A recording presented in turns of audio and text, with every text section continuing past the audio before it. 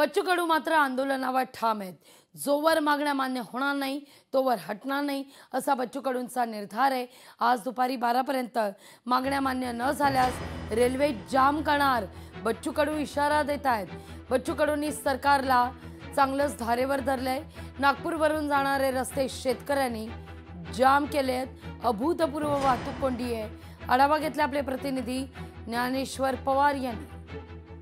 बच्चू कडूंच्या आंदोलनाचा आजचा दुसरा दिवस आहे आणि आज देखील आंदोलन जे आहे ते आक्रमक आहे। आता सध्याला दृश्यात पाहिलं तर या पद्धतीने ग्रीन नेट जे आहे ते आंदोलकांनी बांधलेले आहे। अगदीच ॲम्ब्युलन्स जात आहे ते ॲम्ब्युलन्सला जे आहे ते मार्ग या ठिकाणी आंदोलन करून देताना एकूणच दृश्यांमध्ये जे आहे ते पाहायला मिळतं आहे। प्रहारचीच ही ॲम्ब्युलन्स आहे, त्यामुळे कोणतरी आंदोलक जे आहे ते त्यामध्ये बिमार झाला असल्याने त्याला तात्काळ रुग्णालयात नेण्यासाठी ॲम्ब्युलन्स या ठिकाणी निघालेले आहे। मात्र दुसरीकडे या दृश्यात जर पाहिलं तर हे रस्ते जे आहे ते कालपासून जे आहे ते नागपूर ते वर्धा महामार्ग जो आहे तो जाम करण्यात आलेला होता। मात्र हे बाजूचे जे काही छोटे रस्ते होते हे सुरू होते, या ठिकाणाहून जे आहे ते वाहतूक जे आहे ते सुरळीत चालू होती। मात्र आज आंदोलकांनी जे आहे ते आक्रमक होते। या रस्त्यावर देखील जे आहे ते एकूणच काटे रचलेले आहे आणि पूर्ण वाहतूक जे आहे ते या ठिकाणाहून जे आहे ते बंद केलेली आहे। त्यामुळे नक्कीच मोठी रांग जे आहे ते आज देखील नागपूर वर्धा महामार्गावरती जे आहे ते वाहनांची पाहायला मिळते। काल देखील वाहतूक कोंडीमध्ये अनेक नागरिकांचा जे आहे नागरिकांना नाहक त्रास जे आहे ते सहन करावा लागला होता। अनेकांना आपली वाहने सोडून जे आहे ते पैदलच परतावं लागलं होतं। तरीसुद्धा आज देखील जे आहे ते सरकारकडनं अद्याप तरी आंदोलकांसोबत कोणतीही चर्चा झाली नाही। त्यामुळे लवकरात लवकर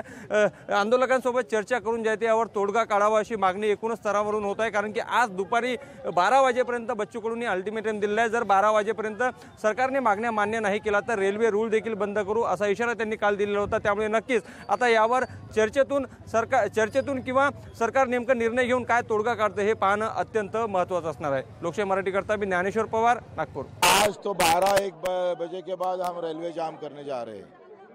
अगर सरकार निर्णय नहीं लेती तो जाम होगा, रेलवे जाम करेंगे। पीएम जी हमारे महाराष्ट्र में आ रहे हैं, उन्होंने कहा था कि उत्पादन दुगना करूंगा और दाम भी दुगना करूंगा।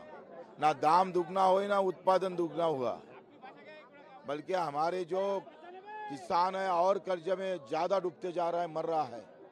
मैं उम्मीद करता हूँ अगर राज्य सरकार के पास पैसा नहीं है तो आप दे दो मोदी जी। आप तो किसान के बहुत भले चाहते थे, जय जवान जय किसान कांग्रेस का नारा बोलते थे आप, मर किसान और मर जवान। आप बोलते मेरे राज्य में जय जवान जय किसान होगा, तो कहाँ गया तुम्हारा नारा मोदी जी?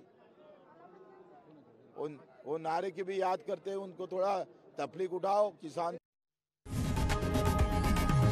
लोकशाही मराठी ऐका, पहा, जागरूक रहा।